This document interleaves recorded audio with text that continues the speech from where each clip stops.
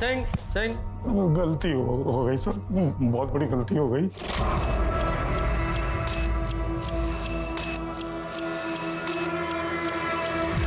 ये क्या करें आप?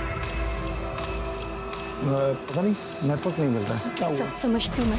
अरे भांजी है आपकी सर की बहन की बेटी, आपको शर्म नहीं आती ये सब करते? हाँ? क्या बकवास कर रही है तो? मैं सोच भी नहीं सकता हूँ ऐसा। हेलो हेलो,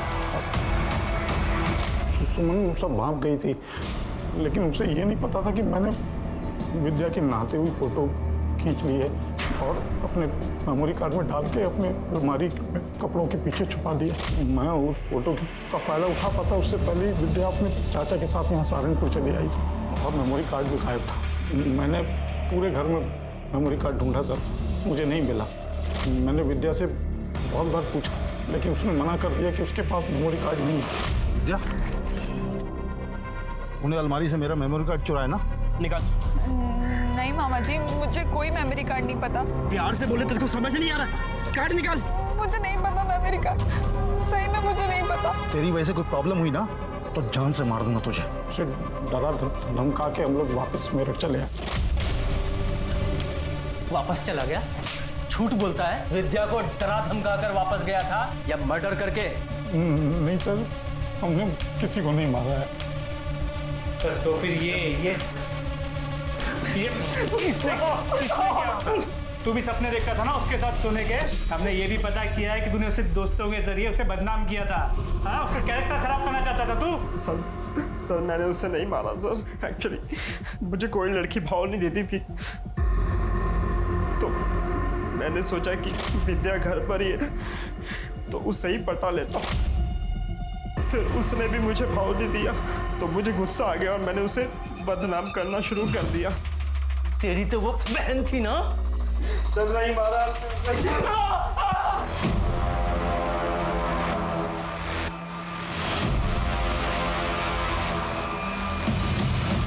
क्या बे, रास्ता क्यों रुका? चल हट, जाने दे। ए, मालती को जानता है तू? हाँ, क्या बात कर रहा था उससे? तेरे को क्यों बताऊं? पुलिस किधर भागता है? तलाशी करो। ये सब जेब में लेके घूमता है? किस किस को मारा इससे? सर ये मेरा भाई है प्रकाश। और ये है वो पंच जिससे तुम्हारे भाई ने नितिन और अनिल दोनों को मारा। क्यों मिश्रा, इतनी आसानी से नहीं बोलेगा, थोड़ी खातिर करो इसकी। सर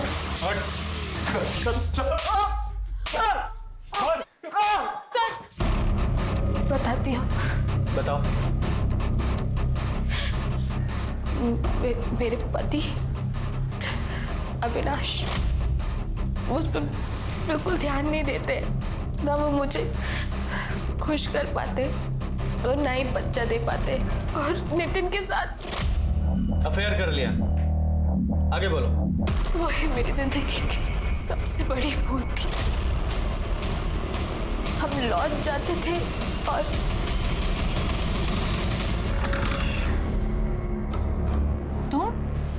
लाल परी लग रही हो बिल्कुल। तुम यहाँ क्या कर रहे हो? बेडरूम बढ़िया है। किसी ने देख लिया तो प्रॉब्लम हो जाएगी। तुम अभी निकलो, मैं तुम्हें बाहर छोड़ कर आती हूँ। अरे इतनी क्या जल्दी है? आज तो मैं आपके लिए एक ऐसी डील लाया हूँ जो सुन के आप नाक से लगोगे। मतलब? आज तुम्हें खुश मैं नहीं, मेरा भाई अनिल करेगा। तुम्हारा दिमाग खराब हो गया है क्या? मैं कोई अरे हाँ, मुझे पता है कि तुम ऐसे टाइप की औरत नहीं हो।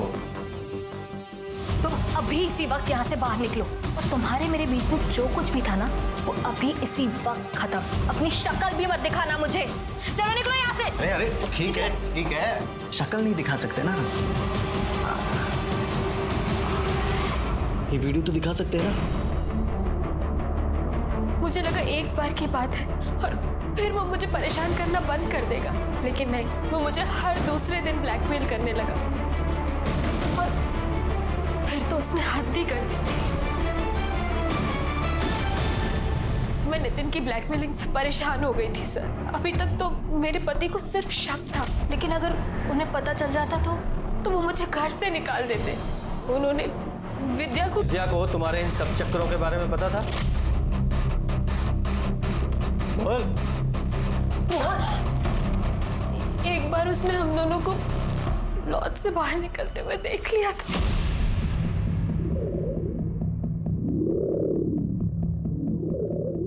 सुन, तूने अभी जो यहाँ देखा ना, किसी को बताना मत समझी। अगर तेरे चाचा को पता चला ना, तुझे घर से निकाल दूंगी और भेज दूंगी तेरे मामा के पास। नहीं, मैं चाचू को कुछ नहीं बोलूंगी। विद्या के बोलने के बाद भी तुझे डर था कि कहीं वो तेरे पति को ना बता दे, इसलिए तूने और तेरे भाई ने मिलकर विद्या को मार डाला। नहीं सर, हमने ऐसा कुछ नहीं किया। ऐसा नहीं तो कैसा किया? चारा बनाकर उन दोनों भाइयों के सामने विद्या को डाल दिया। नहीं सर, मैं तो खुद गलती से उन कमीनों के चंगुल में फंस गई थी। फिर मैं उस बेचारी मासूम विद्या को क्यों फंसाती? बेचारी मासूम विद्या?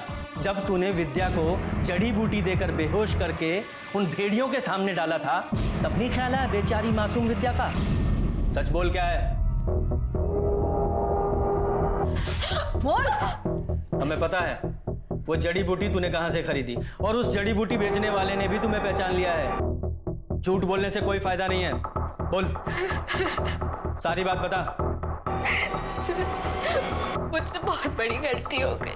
क्या किया था तूने उसके साथ? एक दिन जब मैं और विद्या मार्केट से आ रहे थे। सॉरी। तू कहाँ जा रही है? अच्छा सुन ना, मुझे इसके मजे चाहिए। बकवास मत कर, वो बच्ची है। अबे चुप, अम्मा बनने की कोशिश मत कर। तुझे जो कुछ भी करना है ना, मेरे साथ कर ले, पर प्लीज उसको छोड़ दे। पकड़ो भाई। तू कुछ दाल चावल खाती है क्या? नहीं ना, अगर मैं तेरा वो वीडियो इस सारे शहर में वायरल कर दूं, वो वीडियो अगर इस सारी दुनिया ने देख ली ना, तो वो प्रॉब्लम भी तेरे लिए छोटी नहीं है। क्यों फालतू का रिस्क ले रही है? कल हम घर आएंगे, सारी चीजें तैयार करके रखना। विद्या, ये ले तेरी चाय।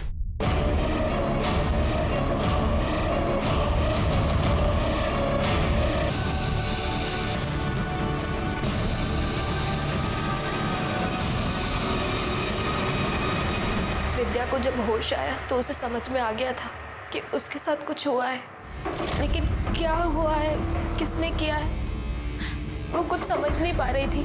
उसने मुझसे पूछा भी, पर मैंने उसे कुछ नहीं बताया। उसके बाद भी नितिन और उसका भाई हमारे घर कई बार आए और विद्या के साथ जबरदस्ती की।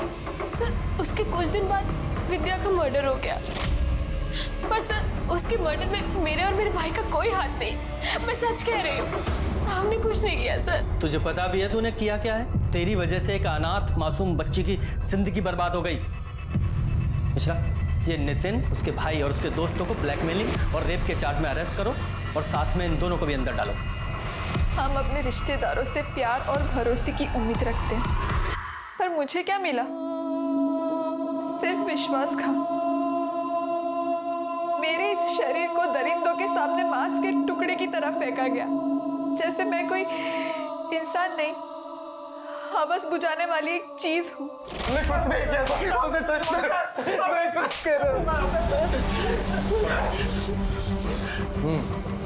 क्या बता? अबे बता ना, बोल, बता।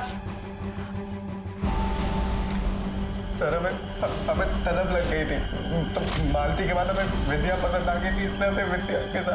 इसलिए तूने मालती को ब्लैकमेल किया और विद्या के साथ रेप किया, और तुम लोगों का भांडा ना फूट जाए इसलिए उसको मार डाला। नहीं सर, हमने नहीं मारा उसे सर। हमें जो चाहिए था वो तो मिल ही रहा था ना सर, तो हम क्यों मारेंगे सर उसे? सर, वो तो ना हमारी शक्ल पहचानती थी ना नाम जानती थी। विद्या तुम्हारे नाम और शक्ल नहीं पहचानती थी, लेकिन मालती तो तुम्हें अच्छे से जानती थी ना। मार डाला। सर, हमने नहीं मारा है विद्या को, और जिस वक्त विद्या का मर्डर हुआ था तभी तो हम सिनेमा हॉल में फिल्म देख रहे थे। सिंह, इनकी अच्छे से तोड़ाई करो। मिश्रा, इनकी सिनेमा हॉल वाली स्टोरी की अच्छे से जांच करो कि इसमें कितनी सच्चाई है। जी sir. Ganesh, Pooja sir, statement लो। Yes sir.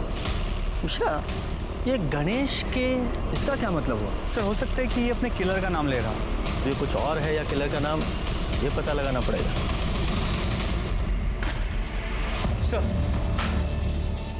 अनिल और नितिन सच कह रहे हैं। सिनेमा हॉल की सीसीटीवी से कंफर्म हुआ है कि जिस वक्त विद्या का मर्डर हुआ था वो दोनों सिनेमा हॉल में थे। अगर इन दोनों ने भी विद्या का मर्डर नहीं किया फिर कौन है जिसने उसका मर्डर किया? सर, जिस आदमी की हमें डेड बॉडी मिली थी उसके फोटोज मैंने अपलोड किए अपने साइट पे। जानकारी मिली है सर। उस आदमी का नाम बाबू गुजर है सर। सर, बाबू गुजर हिस्ट्री शीटर था। गौर करने वाली बात यह है कि विद्या के माता पिता का 3 महीने पहले जिस ट्रक एक्सीडेंट में मौत हुआ था उसका ड्राइवर बाबू गुजर था।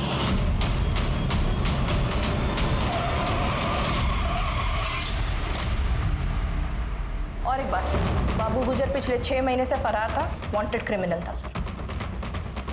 ये बाबू के ट्रक से विद्या के माँ बाप की गाड़ी का एक्सीडेंट होना और इस बाबू का यहाँ गोविंदपुरा में जहाँ विद्या रहती है यहाँ मर्डर होना महज इत्तेफाक नहीं हो सकता। देखो, विद्या के माँ बाप के साथ साथ विद्या के मर्डर में भी इस बाबू का हाथ हो सकता है। और ये बाबू मरते वक्त क्या बोल रहा था? गणेश के। इसका क्या मतलब है? सर, गणेश के का मतलब तो अब तक नहीं समझ में आया, लेकिन इस बाबू गुर्जर का एड्रेस हम उसके रिकॉर्ड से निकाल सकते हैं। किधर? सर, यहीं पे आगे दूसरा घर। सही है बाबू का। यहाँ का ताला तो पहले ही टूटा हुआ है। लगता है हमसे पहले कोई यहाँ पहुँच चुका था। चलो अंदर चल के देखते हैं। सर, आपने सही कहा था, हमसे पहले वो यहाँ आ चुका है। हाँ, और शायद उसे वो मिल भी चुका हो जिसकी तलाश में वो यहाँ आया था। लेकिन फिर भी घर की अच्छे से तलाशी लो, घर का कोना कोना छानो।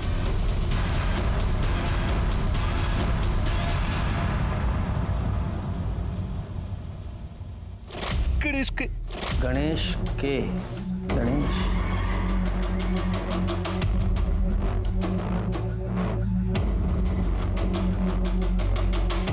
गणेश के पीछे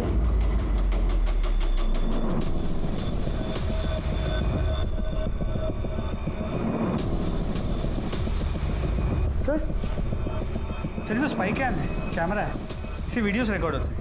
सर, कहीं बाबू मरने से पहले इस पेन के बारे में तो नहीं बताना चाहता था? हो सकता है कातिल ने इसी की तलाश में इस घर की यह हालत की है और इसी में कुछ ऐसा रिकॉर्ड है जिसकी वजह से बाबू की जान गई।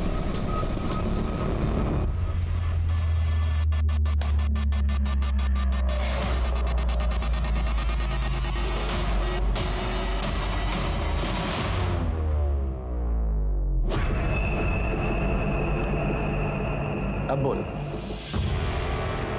सहारनपुर दिल्ली हाईवे के लिए सरकार ने बहुत सारे लोगों से जमीनें ली थी और अच्छा खासा मुआवजा भी दिया था। हमारी भी जमीन ली गई थी, लेकिन मेरे हिस्से में क्या आया? चंद टुकड़े। जानते हैं क्यों?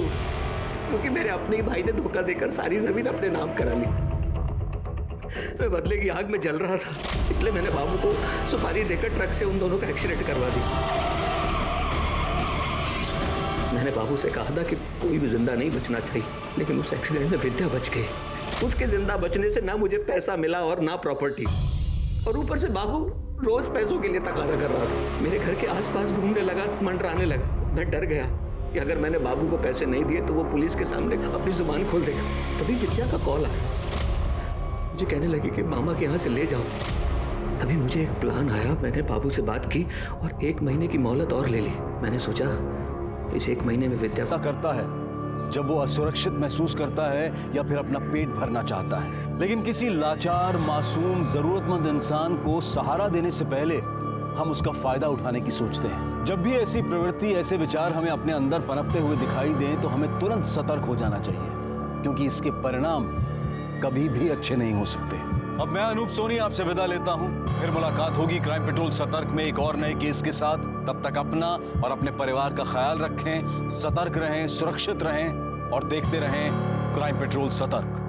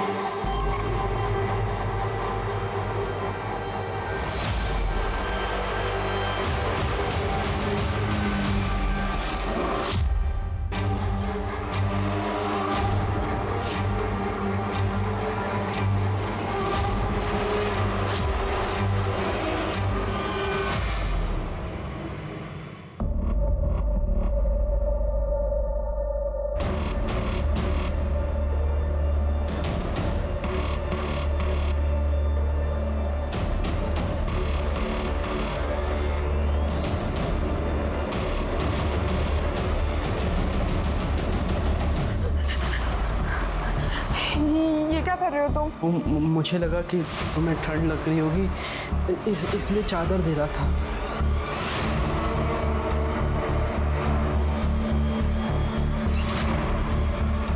क्या कर रहा था तू? तुझे शर्म नहीं आती? अरे तेरी बुआ की बेटी है वो, तेरी बहन है वो, और तू? अरे ऐसा कुछ नहीं है जैसा आप सोच रही हो।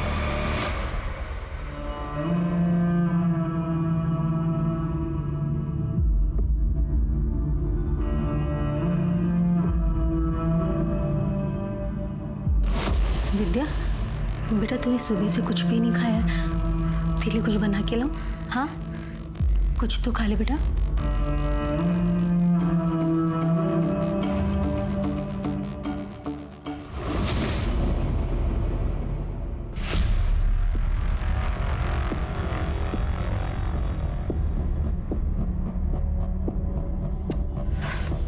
क्या कर रही है यार? तेरे सर पर यही भूत सवार रहता है क्या? सो जा चुपचाप। जैसे कि तुम मेरा सारा भूत उतार ही देते हो। अपने पति के साथ नहीं करूंगी तो और किसके साथ करूंगी? इस आदमी को तो रोमांस करना भी नहीं आता। अरे तो रोमांस है कोई स्विच नहीं, जब मन आया ऑन ऑफ कर लिया। हेलो चाचू, प्लीज मुझे यहाँ से ले जाओ। विद्या, बेटा क्या हुआ? मुझे मामा जी के घर से ले जाओ। विद्या, मैं तुम्हें ले जाऊंगा, पहले ये बताओ कि हुआ क्या, तुम रो क्यों रही हो? वो संतोष भैया ना बड़े गंदे घूरते रहते हैं और ये हवा छूने की कोशिश करते हैं। क्या? चाचू प्लीज मुझे ले जाओ, मैं नहीं रह सकती यहाँ पे। बेटा आप डरो नहीं, मैं आपको कल लेने आ रहा हूँ। अभी आप चुप हो जाओ और सो जाओ। ठीक है चाचू।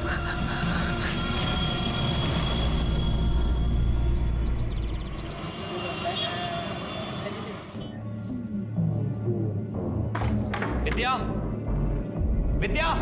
अरे अविनाश, आओ बैठो। सुमन, अविनाश जी आए, उनके लिए चाय पानी का इंतजाम करो। मैं आज चाय नाश्ता करने नहीं आया, विद्या को लेने आया हूँ। विद्या। भाई साहब, अभी अभी तो आप आए हैं, क्या बात है? बैठिए ना। विद्या चल। एक मिनट, क्या कर रही हूँ? चल क्या रहे यहाँ? खबरदार, जब विद्या को रोकने की कोशिश की। दिखावा तो दोनों ऐसे कर रहे हो जैसे तुम्हें पता ही नहीं इस घर में क्या हो रहा था। नाटक करके दिखा रहे हो मेरे सामने। चल। अविनाश, जब वो बहन ही नहीं है ना जिसकी वजह से रिश्ता था, तो अपनी हद में रहो। कहीं ऐसा ना हो कि यहाँ से बेइज्जत होकर जाना पड़े तुम्हें। पहले अपनी इज्जत करना सीख ले। ये तो तेरी बहन की बेटी है ना, इससे तो रिश्ता था ना तेरा। नीच आदमी इस रिश्ते की लाज रख लेता। गलती तुम लोगों की नहीं, गलती मेरी है जो इस बच्ची को इस घर में तुम लोगों के साथ रहने दिया। और तू साले, आज के बाद आंख उठाकर भी लड़की को देखा ना तो अच्छा नहीं होगा।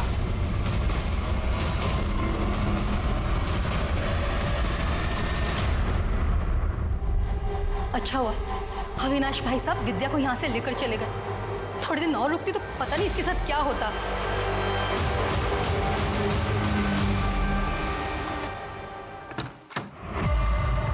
आजा बेटा। नमस्ते चाचा। मैंने मना किया था ना, फिर भी आप इसको ले आए। मैं तुम्हें कह देती हूँ, मैं इसकी जिम्मेदारी नहीं उठाने वाली, समझे तुम? तुमसे जिम्मेदारी उठाने के लिए कह कौन रहा है? मैं ख्याल रखूंगा इसका। और वैसे भी तुम ऐसा कर क्या रही हो, हाँ? जो इसके आने से बंद हो जाएगा। तुम्हें शर्म नहीं आती इतनी गंदी बात करते हुए? अपनी भतीजी के लिए अपनी बीवी पे इल्जाम लगा रहे हो। बस फालतू की बकवास पसंद नहीं मुझे। कान खोलकर सुन लो, विद्या यहीं रहेगी जब तक इसकी पढ़ाई पूरी नहीं हो जाती और शादी करके ही अपने घर नहीं चली जाती। तब तक अपनी जुबान बंद रखो। ये क्या बकवास कर रहे हो तुम? चाची प्लीज, मैं आपके पैर पड़ती हूँ, प्लीज मुझे यहाँ रहने दो। आप जो बोलोगी मैं वैसा करूंगी, घर का सारा काम कर दूंगी। मुझे मामा जी के यहाँ नहीं जाना है, प्लीज मुझे यही रहने दो, प्लीज चाची। हट, छोड़ पैर मेरे। ये क्या नाटक लगा रखा है चाचा भतीजी ने? जो करना है करो, भाड़ में जाओ। हाँ बेटा, खड़ी हो। अपनी चाची की बातों को दिल पे मत लगा। अच्छा अपने कमरे पे चल।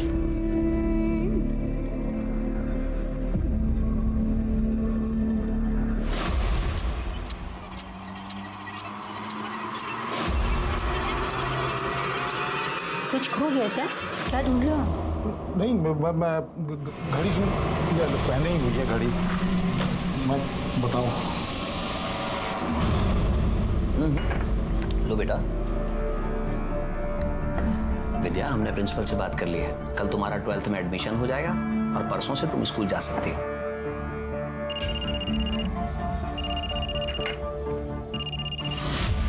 हेलो, विद्या से बात करा मेरी। विद्या को तुमसे कोई बात नहीं करनी। देख, ज्यादा कलेक्टर बनने की कोशिश मत कर अविनाश। वो तेरी भतीजी है तो मेरी भांजी भी है।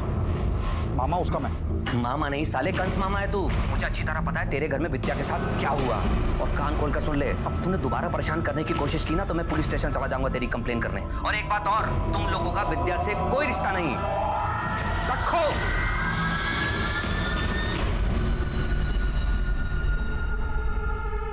कि फुर्सत मिल गई हो तो थोड़ा घर का काम करेंगी, या आपने भी अपने चाचा की तरह मुझे इस घर का नौकर समझ के रखा है? ये ले, चुपचाप ये खाना खा और ये सारे बर्तन मांज, समझी? और अगर बिना किचन साफ किए गई ना तो याद रखना।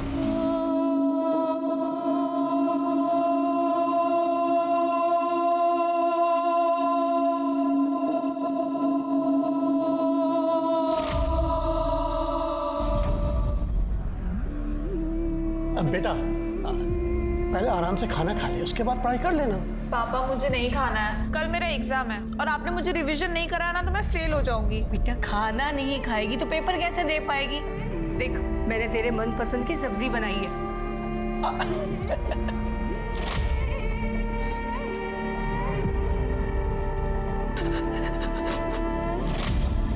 पापा, मुझे हॉस्टल नहीं जाना है, मैं यहाँ पे भी तो रह के पढ़ सकती हूँ ना। बेटा, बहुत बड़ा स्कूल है वो। अरे बड़ी सिफारिशों के बाद एडमिशन होता है वहाँ पर। अब तू जानती है ना, तेरे एडमिशन पे मुझे कितनी अप्रोच लगानी पड़ी है। तू पैसों की चिंता मत कर, तू अपनी पढ़ाई की चिंता कर। गाँव की जमीन बेची है, पैसा है हमारे पास में।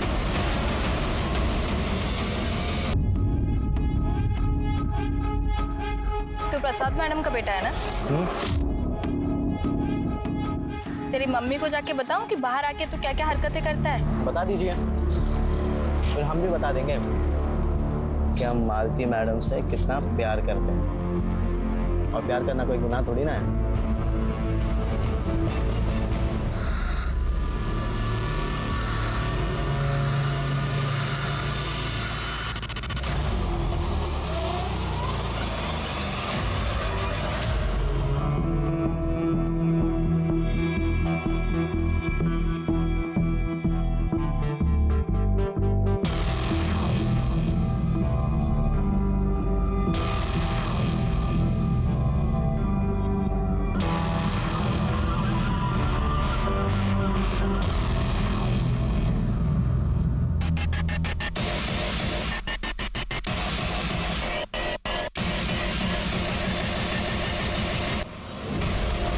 विद्या, जिसके माता पिता उसे हर तरह की खुशी और सुरक्षा देना चाहते थे, वो अब इस दुनिया में नहीं रहे। और विद्या लाडली बेटी से अनाथ बन गई और अपने रिश्तेदारों की मोहताज हो गई। जहां उसके रिश्तेदारों को, समाज को उसके प्रति संवेदनशील होना चाहिए था, वहीं वो उसके एकदम विपरीत अत्याचारी बन गई। विद्या एक मासूम बच्ची जो पहले से ही दर्द में थी।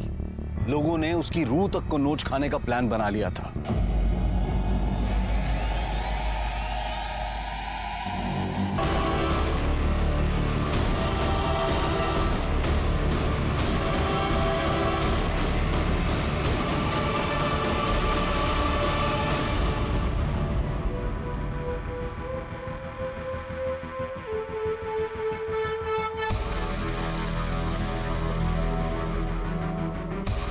कुछ तो हुआ है मेरे साथ, मेरे इस शरीर के साथ, पर क्या, कब, किसने, कुछ समझ नहीं आ।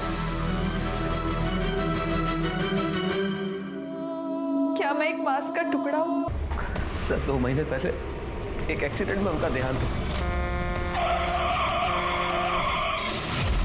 सर, एक्सीडेंट में भैया भाभी तो नहीं रहे, लेकिन किस्मत से विद्या बच गई थी। हम दोनों और उसके मामा मामी बस यही केयर टेकर थे उसके। उसकी मामी ने जिद की और उसे अपने साथ घर ले गई ताकि वो उनके साथ ही रहे। तो विद्या वापस कब आई? 1 महीने पहले सर। क्यों, वहाँ कुछ प्रॉब्लम थी क्या? सर, विद्या ने मुझे बताया था कि उसकी मामी का बेटा संतोष उसे बुरी नजरों से देखता था, घूरता रहता था हर वक्त। बस मैं विद्या को यहाँ सहारनपुर ले आया। और यहीं के स्कूल में उसका एडमिशन भी करवा दिया। अच्छा एक बात बताइए, विद्या को पेड़ पे चढ़ना आता था? मुझे इस बारे में जानकारी नहीं। सर मैंने एक बार विद्या को छज्जे पर से कुछ सामान उतारने के लिए कहा था, पर वो बहुत डर रही थी। मैंने उसकी मदद भी करनी चाहिए उसे ऊपर चढ़ाने के लिए, पर वो नहीं चढ़ पाई। मिश्रा, ये विद्या अगर एक छोटे से छज्जे पर नहीं चढ़ पाई तो इतने बड़े पेड़ पर रस्सी के साथ कैसे चढ़ी होगी? आई डाउट कि वो चढ़ पाई होगी। ये आत्महत्या का नहीं, हत्या का मामला लग रहा है। तुम एक काम करो, एक टीम लेकर मेरठ जाओ, वहाँ उसके मामा मामी और वहाँ के पड़ोसियों से पूछो, शायद कुछ पता चले। सर। पूजा सर। यहाँ के पड़ोसियों से पूछो, देखो क्या चल रहा था।